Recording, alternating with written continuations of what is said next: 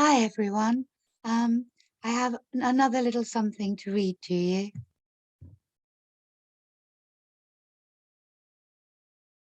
I want to preface what follows by explaining that I have personal experience of witnessing what happens to someone when they feel the need to repress their self-identity with regard to gender, and the absolute havoc that it wreaks upon them and those that care for them.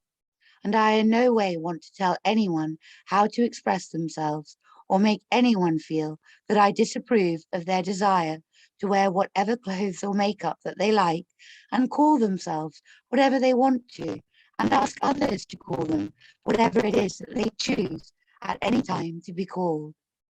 All I would ask is that they offer forgiveness to anyone who doesn't manage to harness whatever particular desire another has at any given time, perhaps for reasons of forgetfulness or being distracted by the many other things that life serves us up to journey through. I also want to make it clear, in case anyone hasn't come across everything that I have been saying and doing with regards to social media for the past 2 years, that I'm well aware of Agenda 2030 and the attempt to infiltrate every aspect of our lives, and in particular, snare the children. I am not in any way ignorant of the evil which is encroaching upon us at increasing pace. And I suppose what I want to do here is offer, rather than more darkness, an alternative for other people to reflect on and do with what they see fit. The reason that I am wading into this space at all is because I receive and see lots of posts that basically, when you strip away the mode of delivery, amount to concern about what the children are being taught in school with regards to gender. And since I have both a boy and a girl of identical age, I feel like I too have something to offer this conversation. What I have to say has to do with kindness and respecting our children's innate need to play in an environment of authentic love. Our young, like the young of, for instance, lions, but all other young, play in order to learn the skills that they need to move on to a stage of life where they can begin, with the help of everyone older than them, to take on increasing responsibility for their own welfare and the welfare of those around them. When children play, their entire brains light up in a way that doesn't occur when they're engaged in an adult conceived task that has order and structure. Through play, they establish social understanding, connections, the give and take and consequences that come from actions and inactions. They learn a plethora of information, and most importantly, they have fun, because fun is necessary for well-being all through life, not just in childhood.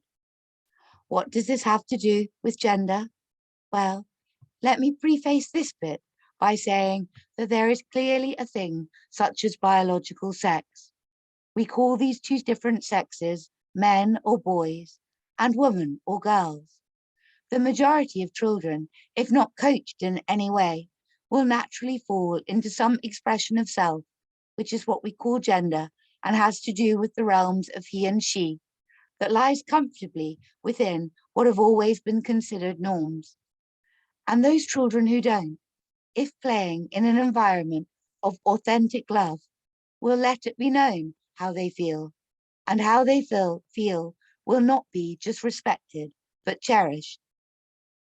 None of this higher order discussion, however, is relevant to children, in the sense that if what you are trying to create for children is simply a place of authentic kindness and acceptance, then children will naturally determine these things for themselves and express them to each other and others.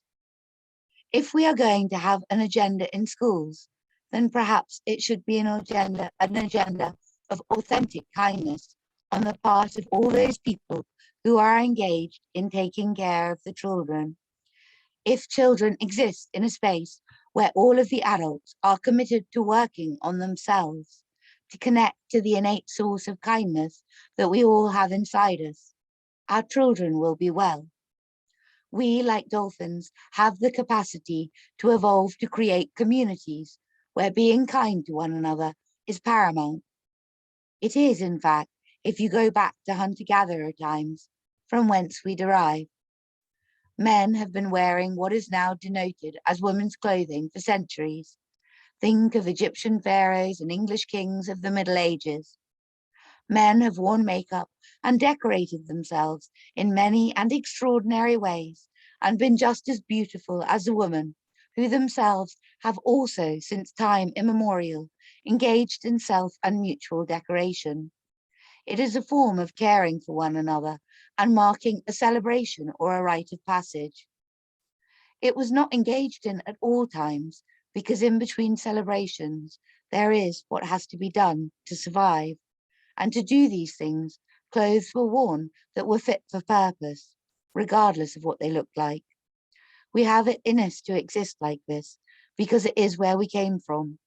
An obsession with personal appearance is the undoing of happiness, as is anything when it becomes a preoccupation rather than one element of many things which exist in a balance and allow us to experience joy.